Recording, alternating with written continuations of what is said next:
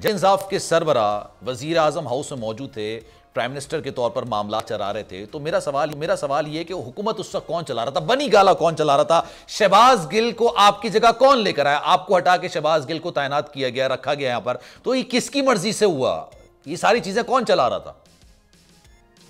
देखिए, ये सारा एक नवरत्नों का टोला था। अच्छा। और वो नवरत्न जो थे उनका पब्लिक के इंटरेस्ट से कोई लेना देना नहीं था। सही है। वो आजम खान जो इस वक्त वादा माफ गवाह बन गया है, वो उस्मान बुज़दार जो इस वक्त जो है वो हर अच्छाई और बुराई का मलबा वो बुशरा बीबी पे डाल रहा है, और वो फराग होगी जो अपनी कई नस्लें सवार गई है।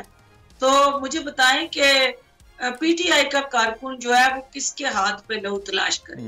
उसने तो एक गले सड़े निजाम से निजात के लिए पीटीआई को वोट दिया था। ठीक है। उसने तो इस मुल्क में तब्दीली लाने के लिए उस जदोजहद का हिस्सा बना था। तो मुझे बताएं कि 3.5 साल में हमने मैनिफेस्टो जो इस कौम को दिया था, किसी एक कितना ऊपर आपने अमल किया? बिल्कुल। हम तो और चीजों में उलझ गए जो हमारे करने के काम थे, जिसके लिए हमें लोगों ने वोट दे के चुन के लेके आए थे। हम गुमराह हो गए और हमने अपना काम करने की बजाय हमने दूसरे अदारों के अंदर जाके छेड़खानियां की। सही है। हमने जाके दूसरे अदारों के वजूद को कमजोर करने के लिए साजिशें की, और हमने अपनी उस पब्लिक सर्विस डिलीवरी पे फोकस करने की बजाय, गवर्नेंस के स्ट्रक्चर को इम्प्रूव करने की बजाय, रिफॉर्म्स की तरफ जाने की बजाय, हमने सिर्फ और सिर्फ वो पीरनी की डायरी पे। तो आपने अभी आपने बुशरा बीबी अगर किया, तो मुझे एक बात बताएं, पाकिस्तान तहरीक इंसाफ के जो करीबी लोग हैं ना, वो भी ये सवाल करते हैं, वो पूछते हैं, कहते हैं कि जनाब ये बनी गाला हो गया, या पीएम हाउस जब तहरीक इंसाफ के सरबरा वजीर आजम थे, तमाम फैसले बुशरा बीबी किया करती थी, मतलब बनी गाला में किसी को इजाजत नहीं थी दाखिल होने की अगर बुशरा बीबी उसको इजाजत ना दें। तो ये वाकई में ये बात है, आपको विफाक से पंजाब में जो धकेला गया था उसके पीछे भी आपको लगता है बुशरा बीबी हैं या नहीं है? बिल्कुल बिल्कुल, आप ठीक कहते हैं। बुशरा बीबी एक ऐसा फसाद और इस कौम के लिए चूंकि 2018 के बाद पीटीआई के जाने वालों को 2 चीजें असासे के तौर पर मिली। अच्छा। एक थी हुकूमत जो 2018 में मिली, और एक थी बुशरा बीबी। अच्छा।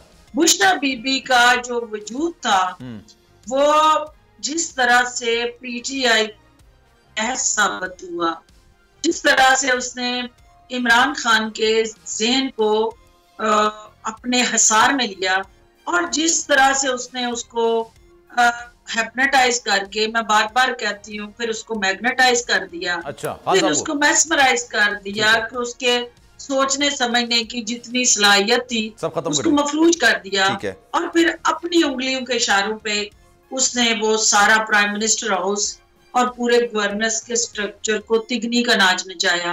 और फिर उसने अमलियात का सहारा लिया, इश्तहारों के उसने झूठे दावे किए, और फिर जिस तरह से उसने करिश्मात दिखाने के लिए खान को जिस तरह की गुमराही का शिकार किया। आपने नहीं देखा कि कहाँ ले जाके उसने उससे सजदे कराए। आपने नहीं देखा कि कहाँ वो बार बार वो रियासत मदीना के नारे लगवाती रही।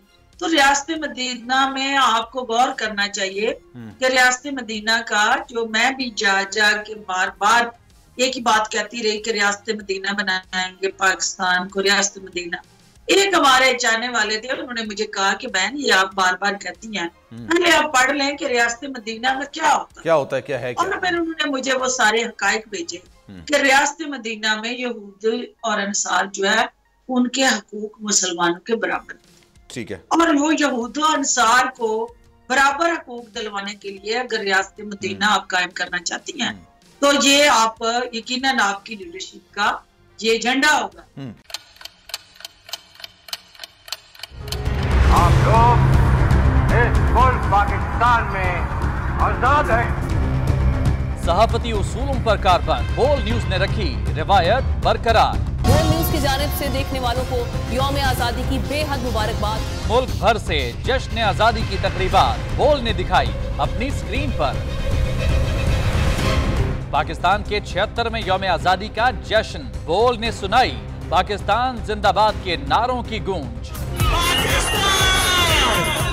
बोल की सबसे बड़ी ट्रांसमिशन में पाकिस्तान का नाम रोशन करने वालों ने दिए कौम को पैगामात। बेपनाह मुश्किलात का सामना करके इस मुल्क को हासिल किया। आज़ाद कौमों को बहुत सी कुर्बानियाँ देनी पड़ती हैं। 76 वालियों में आज़ादी का दिन जोश खरोश के साथ मनाया, क्योंकि जिंदाबाद पाकिस्तान ये है बोल की पहचान।